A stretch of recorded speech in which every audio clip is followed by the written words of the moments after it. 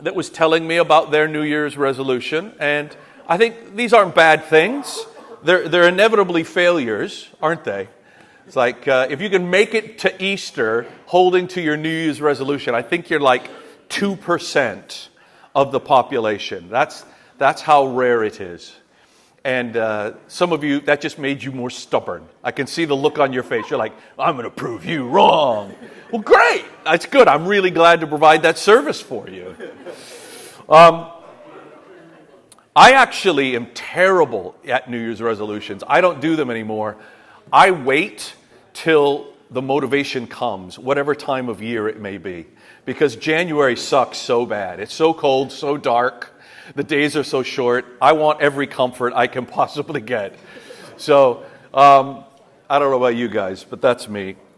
The one thing that January does is it provokes us to think about sometimes larger questions of life. And that's what I want us to do together this morning. I want to talk about the why. Is anyone here familiar with an author and speaker out there? You probably see him a lot on YouTube if you watch YouTube, by the name of Simon Sinek. Has anyone heard of Simon? Simon Sinek? He's brilliant. I really like him a lot. I got a lot of affection for this guy.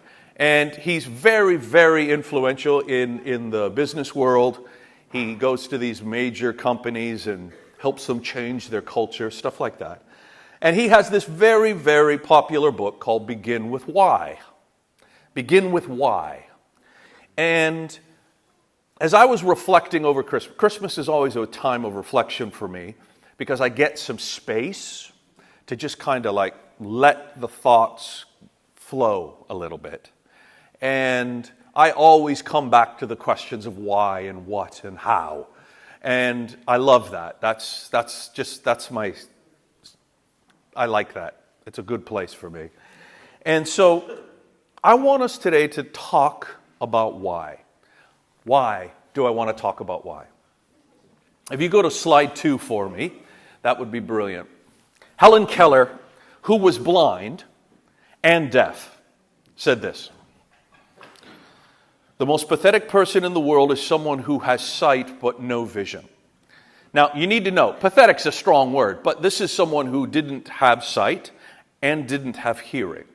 So she's trying to say something very powerful about the ability to see the world around you and still not come towards it with a sense of vision to make a difference in that world.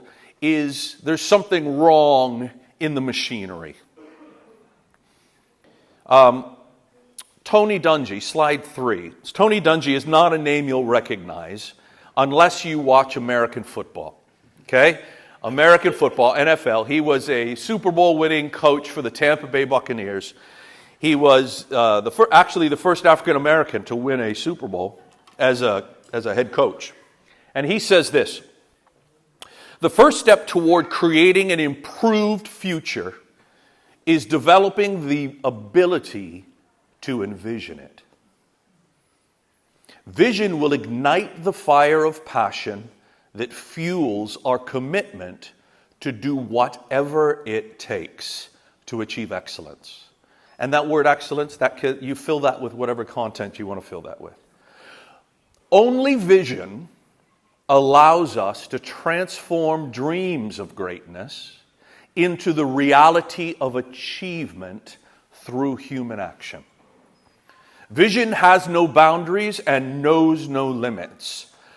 Our vision is what we become in life.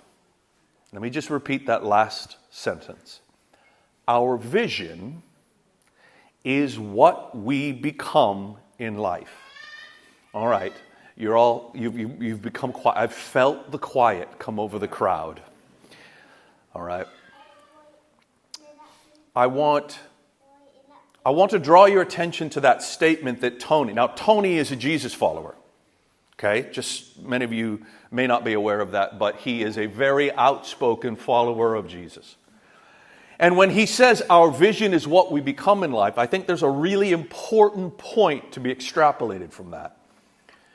You have a vision, even if you're unaware of it. What you are becoming is being guided by a vision.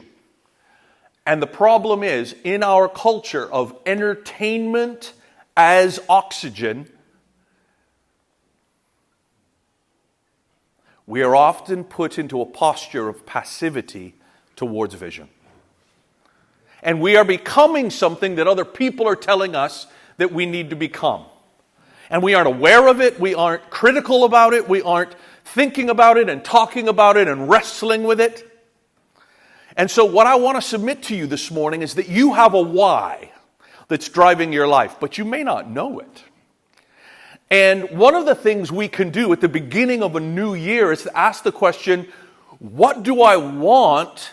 What is my actual why that I was created for? What is the why that I long to live my days for, so that when I'm at the end, I look back and have a degree of satisfaction that I was intentional and didn't just slide passively into a life that other people defined for me.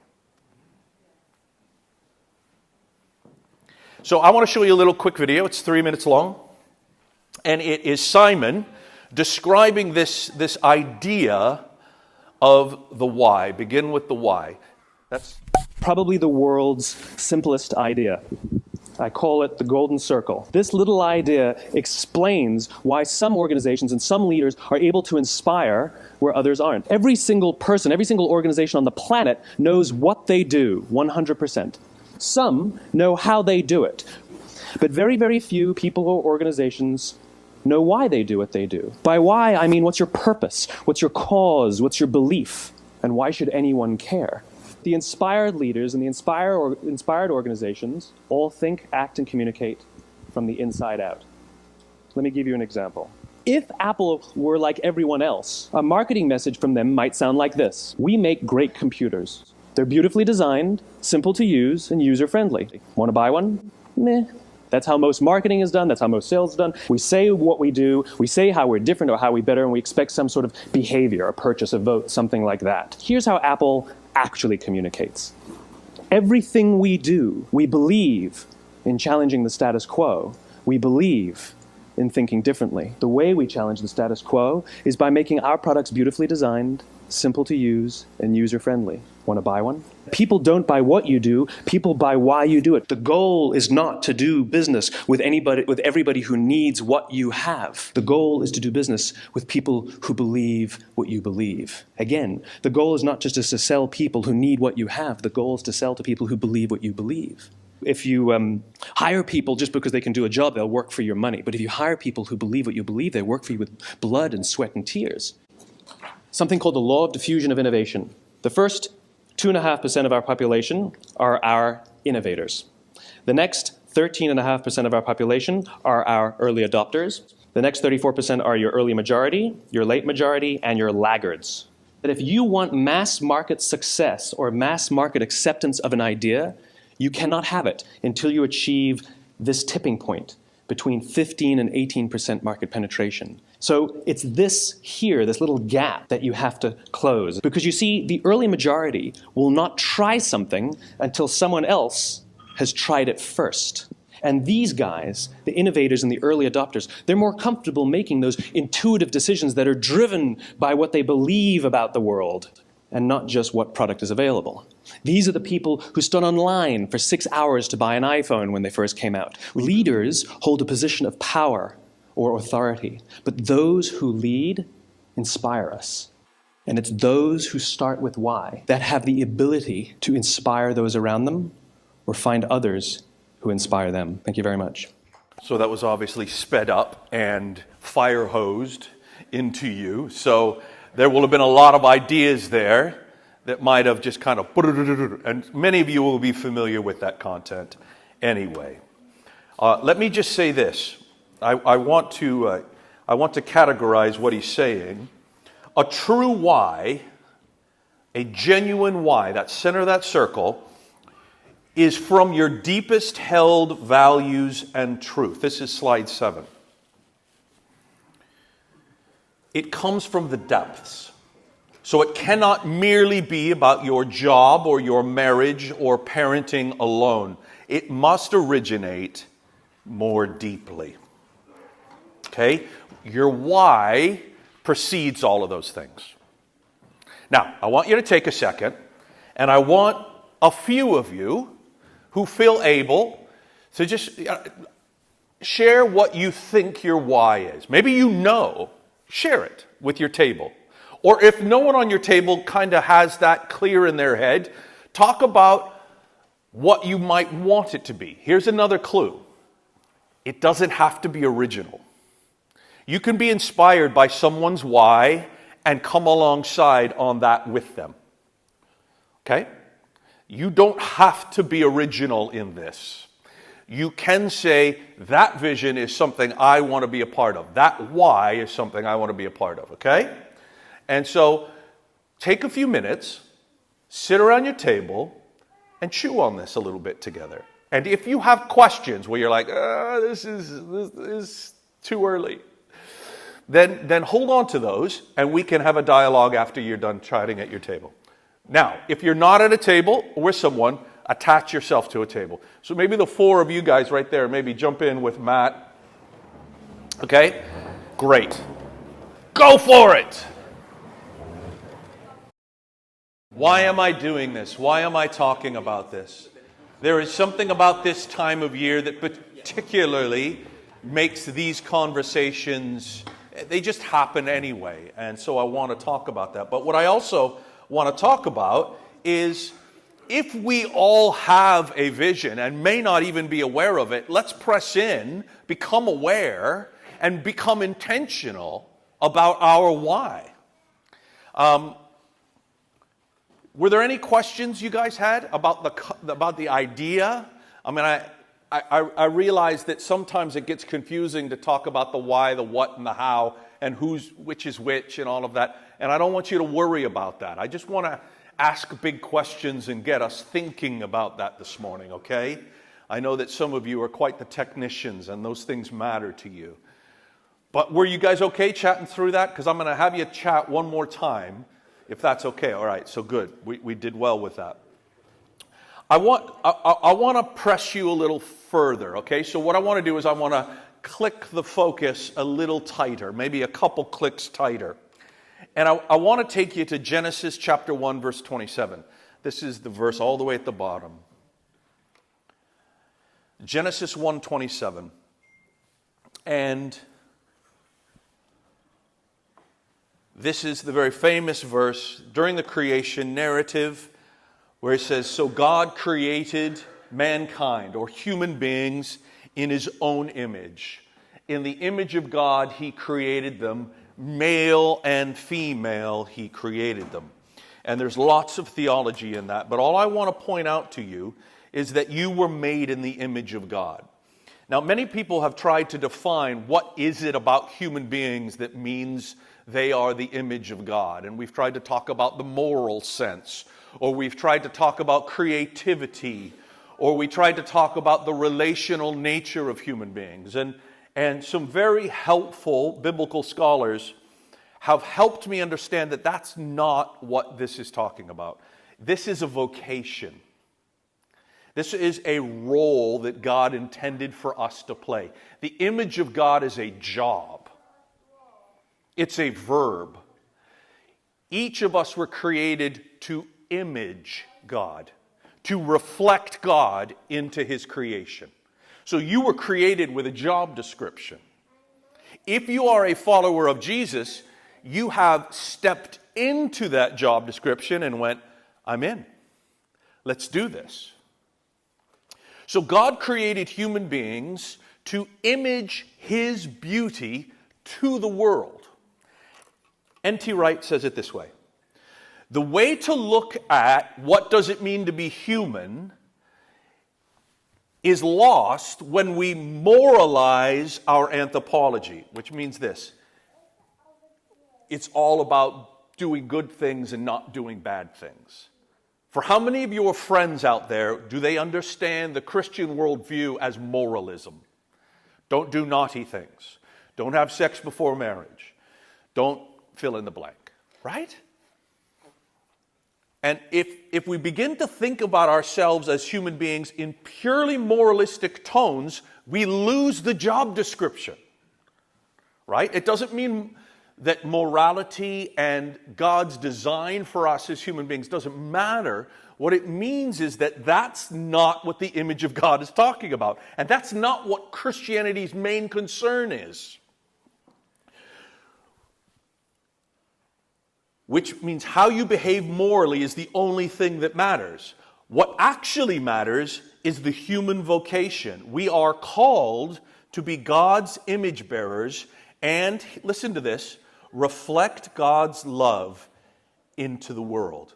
We were created to image Him, to represent Him.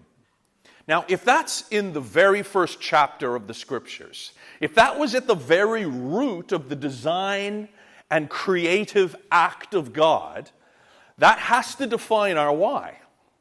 If we consider ourselves trying to live in alignment with the Creator God's plan for life. One author named Shannon Alder said this: great leaders get people to admit the truth because they know that dreams are buried under the lies they tell themselves in order to feel okay with giving up. It's not a well-worded quote, but it says something profound. Let me read it again. Great leaders, like Jesus, get people to admit the truth because they, these great leaders, know that in each of us, dreams are buried in us under the lies that we tell ourselves to make ourselves feel okay with giving up. And therefore, living passively, living without purpose, living without vision, living without a clearly defined why. Just surviving day to day. I don't know about you, I'd rather live 55 years of vision-infused life than 95 years of survival. My life wouldn't be a tragedy. Oh, it's so young. No. Because that life would have been filled with purpose. I'm 54. So that's a little close for comfort.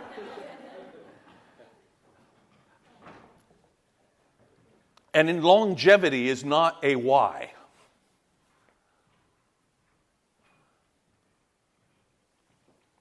So, with this understanding, I want to send you back into your table groups, and I want you to talk about I want you to share a little bit about how the fact that God has created you with a job description, that you are a bearer of faith, how has that affected your why? Because if you are, then they are linked. But here's the problem. Sometimes when we live passively, they get separated. And we don't even realize it. Okay? So talk about how your faith integrates with your why. Go. Now, one of the things I want to say, guys, is that when we start to bring faith into it, they start to sound very similar. And your why is a very unique thing. Because you're unique. No one like you. Just like the snowflakes. You are completely unique. And what God is doing in the world is meant to be done completely uniquely through you and your shape and your creative intent. So there will be a degree to where it looks similar because there's the Sunday school error, isn't there? What's the answer? Jesus. Right? And so what's your why to do with faith? And they all start to sound the same, right? And the problem is, He created you uniquely for a reason, because you're meant to carry that uniquely. And as a church, our heartbeat is to release you into the unique purpose for which God created you. Not to make you fit into some programmatic approach that we put upon you. Your uniqueness is something the world desperately needs. Just want to stop for a second. Your uniqueness that sometimes annoys you about you is something this world profoundly needs. He created you that way on purpose. And he wants to do something in the world through that he can only do through you. And so there is a uniqueness to the why, even though there is a degree of similarity. I just want to kind of bring this into land a little bit by telling you a little bit of my story. Some of you will know I'm a fairly intense dude. I like to have a good time, but I am utterly why-driven. I am utterly purpose and visionary driven. It is just in my bones, and I annoy people who love me dearly with that. But it's just the way I was created. It's part of my uniqueness to provoke conversations and questions like this so that we can live on purpose. This journey began for me when I was 21. In fact, it was when I turned 21. I was doing an internship in the United States Senate in Washington, D.C. I had the aspiration and ambition to become a lawyer and then become a politician, and because I wanted to make a difference in the world, and that's how I even wore braces. If you come over, Corin has put up a picture of us when we got, just prior to us getting engaged, and I'm wearing them, and I look like such a dork. It was the 90s, have mercy on me, but I did. I looked like a dork. And I even wore a bow tie. No, this was next level, guys. I was so into it. I was really into it. But we need a slide for that. I will share a slide of that. So when I was there, when I was in D.C., the Lord opened my eye. He gave me the gift of helping me see myself as I was, utterly worshiping at the idol of ambition. It doesn't mean that a purpose in politics is somehow ungodly. It was for me. It was self. It was me. It was selfish. I was finding my identity through significance, through career. I don't know how many of you guys have a similar journey to me, but that was my journey. And when I looked around and saw thousands of little me's who were interns running around, dreaming the same dreams, doing the same things, I saw the shallowness of it.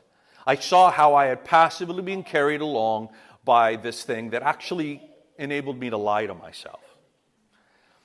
And it began a journey. It took a good year, but it began the journey. And I eventually landed with what I felt like came from God, which is the initial statement of a why. And it sounded like this: in order to do everything I can, in every way that I can, to enable the church to be all that she was meant to be. To do everything I can, in every way I can, to enable the church to be all she was meant to be. I fell in love with the bride of Christ. That's what happened to me. And so the purpose of my life was forever changed. But here's the thing: a why matures. Your why will mature over time. Simon Sinek says that your why never changes. I think that's kind of his secular worldview speaking there, because I think spiritual growth shapes your why over time and focuses it. So if you go to slide 10, this is the why as it has been sharpened in my life to this stage. And for the next 10 years, I'm sure God's going to continue to refine this and shape this. This is my why. This is what I get up in the morning and drives me. To communicate to every person I can the mega joyful. Now that is a direct translation from the Greek of Luke chapter 2, verse 10. Good news of great joy. That word for great is mega. It's literally mega. It's a Greek word that we just transliterated. To communicate, and that word communicate I use that as a basket that catches a lot of different things. Demonstrate, embody, articulate, journey with. You know, these statements become paragraphs if you don't try to summarize. So to communicate to every person I can the mega joyful news that God is good. He loves them more than they can imagine and longs to show them real life. That's my why. And writing it down has been one of the most helpful things for me. As it has matured, as it moved from this statement to see the church be all that she can be, as it has matured over the years and begin to become more practical and more specific, I have found it incredibly helpful. And so if you cut me, you'll see that I'm made up of this. If someone were to do that to you, what would they find? What's your why? I really, really want to provoke you to lean in and ask Jesus how your uniqueness marries with his job description and has caused the creation of a why that can guide every decision, every day of your life. I want to challenge you this morning to live on purpose, not passively. I'm sure we are very critical of what some people call the sheeple in our society. But in some ways, we're right there next to them when we live passively. And I want to provoke you to an intentionality. Let me read this. This is slide 12. Don't live your life without vision. God has a vision for you.